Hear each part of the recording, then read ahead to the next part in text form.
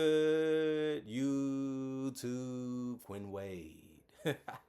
Coming to y'all with that instant preseason analysis again. This time we're going to talk about a team that a lot of people want to see play a lot, which is the Houston Rockets, who annihilated the Atlanta Hawks 133 to 115. Man, the Rockets is 4-0. They looking like they ain't missing a beat no matter who's out there on the court. And they defense can improve a little bit more. But they didn't really have to do all that to win some of these games that they've been playing. Their offense has just been amazing. And guys have stepped up, and we done seen some guys really have a great performance defensively in this game, showing you that they're willing to take gambles, they're willing to take risk to get the ball or to block the ball, which is fair because that's what you kind of have to do. And they did it successfully throughout this entire game. So I like this game. It was very enjoyable, but the Rockets started off right, 31 to 27. They did lose that second quarter though, 34 to 29, but they won the third quarter, 35 to 26. And about time it was the fourth quarter, it was looking like the Rockets should be able to win it, and they did, 38 to 28. So that helped them win this game big time because of that game, how they played the game in the fourth quarter. Jeff Green, 37 minutes. He's old, but he still can play. He can still get up and down that court. He can still shoot a little bit and finish. He was 5 of 15 from the field, 4 of 11 from 3, 2 of 2 from the free throw line, 16 points for him, 8 rebounds, 3 assists, 2 steals, 2 turnovers, 3 personal fouls. He was a plus 16 and plus minus. It was just fun to see him go out there and hoop, and it was harmless because he competed. He played hard. He battled on the rebounds and defensively, and he played within the system that they had in place there on both ends of the court. So it was cool to see him actually get some legitimate minutes. He might not see that many. That's why I say it in the regular season, because they're going to try to win as many games as they can. Isaiah Crawford, 31 minutes, 8 of 14 from the field, 4 of 7 from 3, 20 points, 9 rebounds, 3 of them was offensive, 3 assists, 2 steals. He also had a turnover. He had 5 personal fouls. That was probably the worst part of his game, but he didn't foul out, so that's also a good thing to say, too, because you did play a lot of minutes. But, he showed a lot, especially with the rebounds and the scoring. You got to be happy with the result that you got from him. You want to see what he can do in a couple more games to see if he can be a guy that you can have out there and make a huge impact on the game. Even if, there's an injury or anything that can happen that can cause him to be out there, you just want him to be comfortable with the guys he's playing with. And Josh Okogie, I told you he was a good pickup for the style that this team likes to play, and he ain't even worth that much money contract-wise. It made sense for them to go after a guy like that. 8 of 15 from the field, 2 of 5 from 3. He was 10 of 12 from the free throw line. He finished with 28 points. That was a big night from him. He also had 3 rebounds. One of them was offensive with 3 assists and 2 steals and 3 blocks, 2 turnovers and 2 personal fouls, plus 14 and plus minus. A complete game from Josh Okogie, but it was followed up with another one, which was Reed Shepherd. 29 minutes, 12 of 22 from the field, by far the most shots on the team, mainly because he kept turning them over, the Hawks. He was also 5 of 13 from 3. He can shoot it, he can make it, and he's showing you that they give him the green light to make decisions. And he had 6 assists with only 2 turnovers, 6 rebounds, 1 of them was offensive, 4 steals, 3 blocks. This is the Reed Shepherd they're going to need if they're going to go without Fred VanVleet, which they have to. They're going to need him to be a two-way type of player and a three-point shooter. But another thing, they're going to need him to be able to get to the paint and also handle that ball sometimes too. And he showed that he can do that. And he did have game high for the Rockets with 29 points. Aaron Holiday can assist him with the ball handling duties, though, along with Amen Thompson and Kevin Durant, etc., etc. He played 34 minutes, which was the second most. 5 of 12 from the field. He did go 0 of 4 from 3, unfortunately, but he did go 6 of 6 from the free throw line and finished with 16 points, 6 assists with only 1 turnover, 5 rebounds, and 1 steal, 1 personal foul, and he was a plus 15 and plus minus. Cameron Matthews, 23 minutes, 2 assists, 1 rebound, 2 steals, 2 turnovers, 5 personal fouls for him.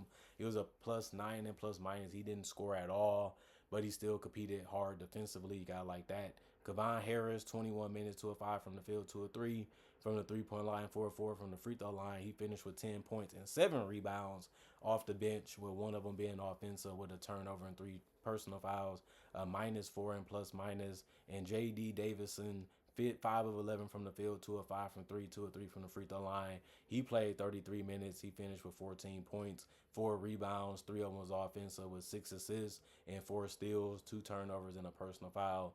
And that was a good game. He's been really good for them as a shooter and as a scorer and somewhat of a playmaker from time to time.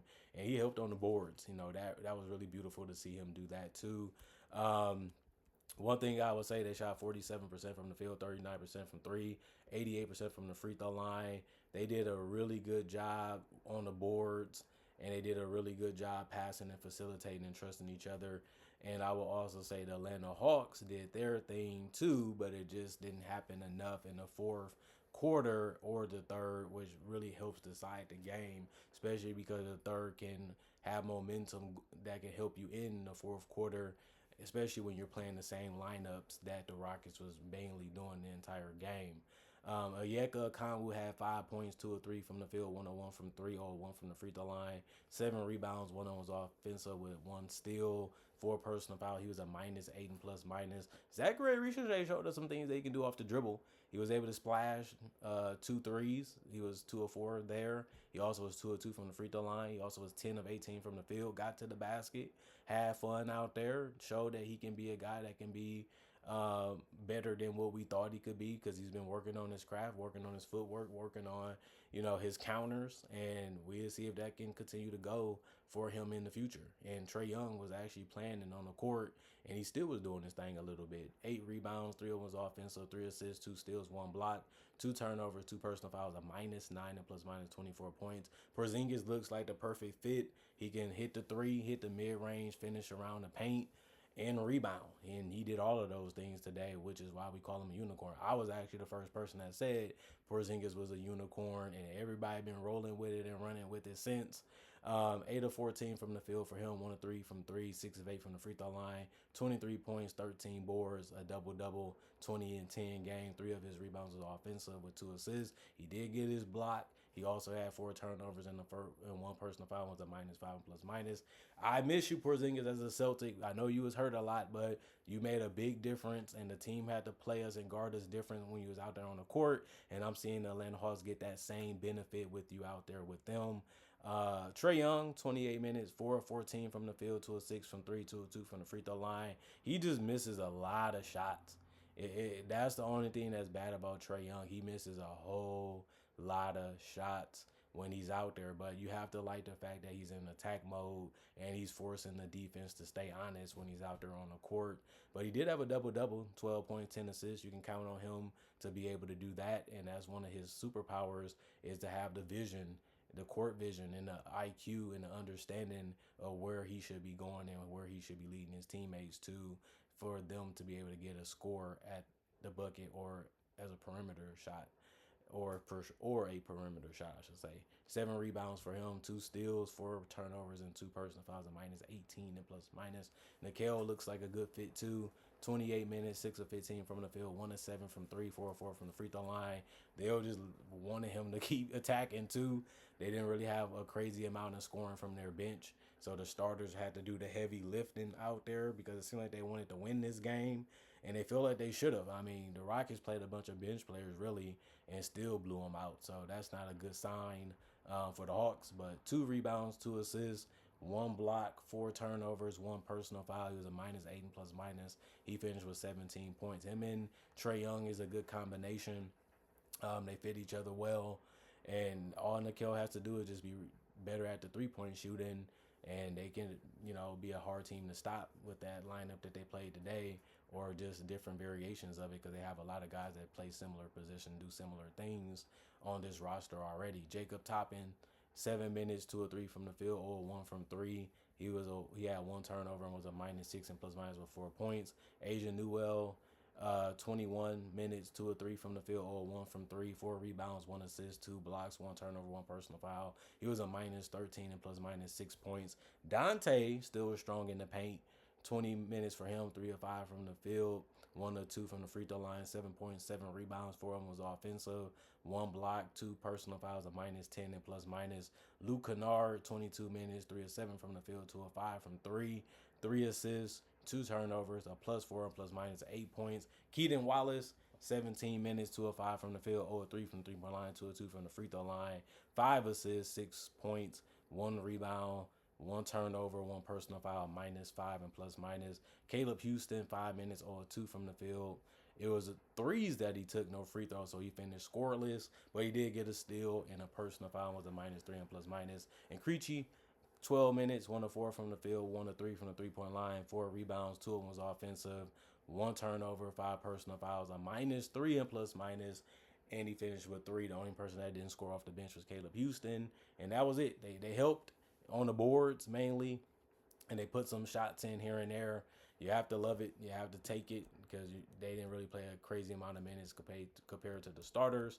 But it can be that way. 46% from the field, 27% from 3, 82% from the free throw line. They did a good job rebounding the ball and good job passing the ball.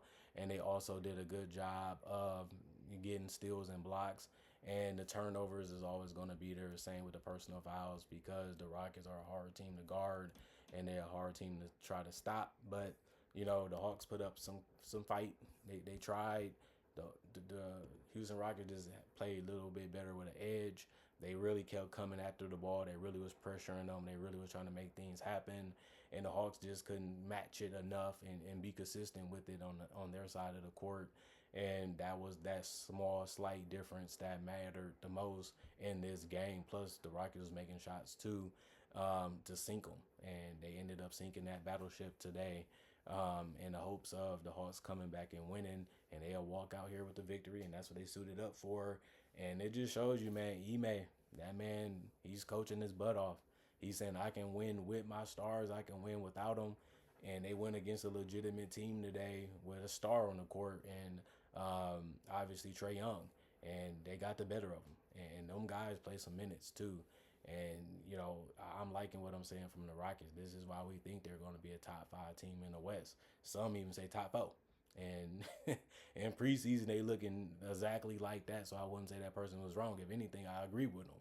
But that's why we're not really surprised, because we just thought that they would fit because of Ime and his coaching and because of the talent that they had on paper. It all made sense. We just had to see it. And now we're seeing glimpses of it, and it looks very beautiful basketball-wise. Comment, like, subscribe, share, hit the notification bell to get analysis when it first come out. Don't forget that I also make conversation videos just like this, and I also do make breakdowns with real footage of legends, current legends, rookies, and also future stars. And I also do have over 3,000 plus videos on my channel right now that you can watch for free. And on top of that, I upload videos each and every day for the most part, so you always have something to watch and something to enjoy when it comes to basketball / NBA only content. Other than that, thank y'all for watching. Thanks for supporting. Thank y'all for appreciating the content for what it is and continuing to come back. And thank y'all for, being supportive throughout all the years that I've been doing this. Other than that, I'm going for now. Peace. Y'all stay blessed up. Y'all stay good. Make sure y'all do that too. And I'll see y'all later today, hopefully with more analysis about what happened today in basketball.